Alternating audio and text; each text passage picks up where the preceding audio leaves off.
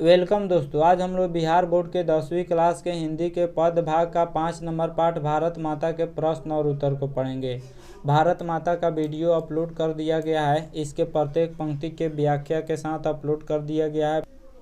Description box में playlist का link दे दिया गया है, क्लिक करके आप देख सकते हैं। भारत माता के लेखक सुमित्रा नंदन पंत जी हैं। लघु उत्तरीय प्रश्न और उत्तर को पढ़ेंगे, जिसका जवाब 20 से 30 शब्दों में देना होता है। प्रत्येक प्रश्न 2 अंक का होता है। पहला प्रश्न है, सुमित्रा नंदन पंत का जन्म कब और कहाँ हुआ था। टेक्स्ट बुक का प्रश्न है, 2011 के कंपार्टमेंटल तथा 2012 के एनुअल एग्जाम में पूछ दिया हुआ है। इसका आंसर होगा सुमित्रा नंदन पंत का जन्म 1900 ईस्वी में कौसानी अल्मोड़ा उत्तरांचल में हुआ था। अगला प्रश्न है, कवि की दृष्टि में आज भारत माता का तप संयम क्यों सफल है।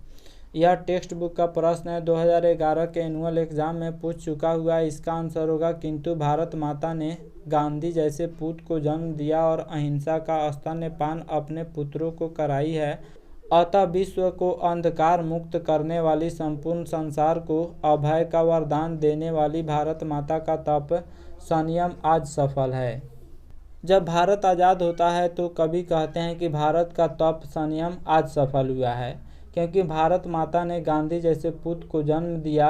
यहाँ पे जन्म होगा, जिन्होंने अहिंसा और सत्य का मार्ग पकड़ के भारत माता को आज़ादी दिलाई, भारत माता को अंग्रेजों से छुटकारा दिलाई, विश्व को अंधकार मुक्त करने वाली, संपूर्ण संसार को अभय का वरदान देने वाली भारत माता का तप संयम आज सफल है, क्योंकि भारत माता गांधी जैसे पुत्र को जन्म दिया हुआ है।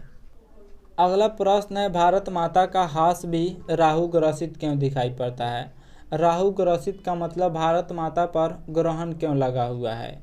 यह टेक्स्ट बुक का प्रश्न है, 2016 के एनुअल एग्जाम में पूछ दिया हुआ है। भारत माता के स्वरूप में ग्राम्य शोभा की झलक है। मुखमंडल पर चंद्रमा के समान दिव्य प्रकाश स्वरूप हंसी है। मुस्कुराहट है, लेकिन परतंत्र होने के कारण वह हंसी फीकी पड़ गई है। ऐसा प्रतीत होता है कि चंद्रमा को राहु ने ग्रस लिया है।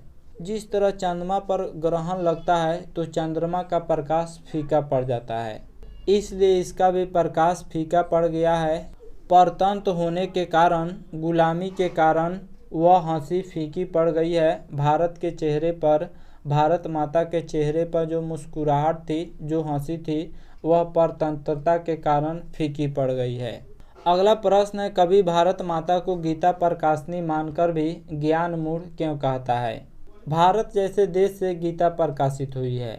भारत जैसे देश से गीता जैसे महान पुस्तक प्रकाशित हुआ है, फिर भी गुलामी के कारण जो है वह भारत माता मूर्ख बनी हुई है। भारत माता ऐसा क्यों, जबकि यहाँ पे गीता जैसे पुस्तक प्रकाशित हुए।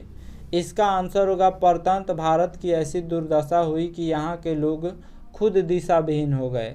दास्ता में बंद कर, यानी गुलामी में बनकर अपने अस्मिता को खो दिए, अपने इज्जत को खो दिए, आत्मनिर्भरता समाप्त हो गई।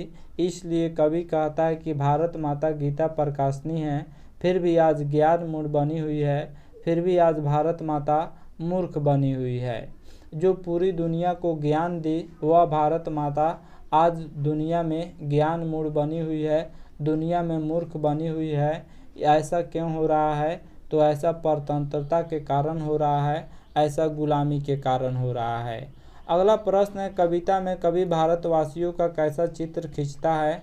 यह पाठ्य पुस्तक का प्रश्न है, 2014 में पूछ चुका हुआ है। अथवा इसको दूसरे तरीके से यह भी प्रश्न पूछा जा सकता है कि भारत माता शीर्षक कविता में पंत जी ने भारतीयों का कैसा चित्र खींचा हुआ है। इसका उत्तर होगा, प्रस्तुत कविता में कवि ने दर्शाया है कि परतंत्र भारत की स्थिति दयनीय हो गई है। गुलामी के कारण भारत की स्थिति दयनीय हो गई है। परतंत्र भारतवासियों को नंगे बदन भूखे रहना पड़ता है। यहाँ की 30 करोड़ जनता शोषित, पीड़ित, मूढ़ यानी मूर्ख, असभ्य, अशिक्षित, निर्धन, गरीब एवं वृक्षों के नीचे निवास करने वाली थी। गुलामी के कारण यहाँ की 30 करोड़ जनता जो है शोषित, पीड़ित, मूढ़, असभ्य, अशिक्षित, निर्धन और वृक्षों के नीचे सोने के लिए मजबूर थी। अगला प्रश्न है, भारत माता अपने ही घर में परवासनी क्यों बनी हुई है। पाठ्य पुस्तक का प्रश्न है, 2017 में पूछ चुका हुआ है। इसका उत्तर होगा, भारत को अंग्रेजों ने गुलामी के जंजीर में जकड़ रखा था।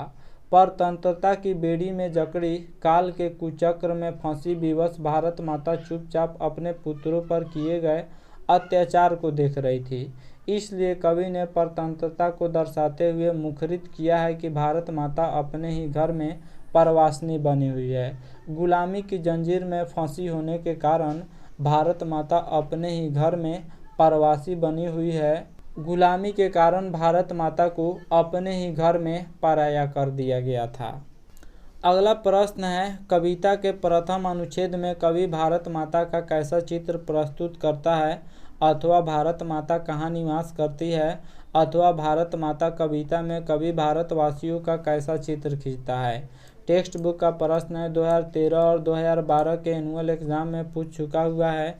इसका उत्तर होगा, कविता के प्रथम अनुच्छेद में भारत माता को ग्रामवासिनी मानते हुए, यानी गाँव में निवास करने वाली मानते हुए तत्कालीन भारत का यथार्थ चित्रण किया गया है। यथार्थ का मतलब वास्तविक चित्रण किया गया है कि भारत माता का फल रूपी श्यामल शरीर है, धूल धूसरित मैला सा आंचल है, गंगा यमुना के जल आंसू स्वरूप है। ग्राम्य छवि को दर्शाती हुई भारत माँ की प्रतिमा उदासीन है। भारत माँ की प्रतिमा बिल्कुल मुरझाई हुई है। गंगा यमुना में जो जल बह रहे हैं वह मानो गंगा यमुना का जल नहीं बल्कि भारत माता के आंसू बह रहे हैं। इसके आंचल मैला हो गया है, इसका शरीर बिल्कुल काला हो गया है। पूरी दुनिया को अंधकार से प्रकाश में लाने वाली भारत माता आज गुलामी के जंजीर में जकड़ी हुई है। तो ये था भारत माता कविता के प्रमुख प्रश्न और उत्तर। आशा करता हूँ यह वीडियो आप सब किसी को काफ़ी पसंद आया होगा। हमारे चैनल को सब्सक्राइब करें, इस वीडियो को लाइक करें तथा अधिक से अधिक शेयर करें। Thanks for watching my video.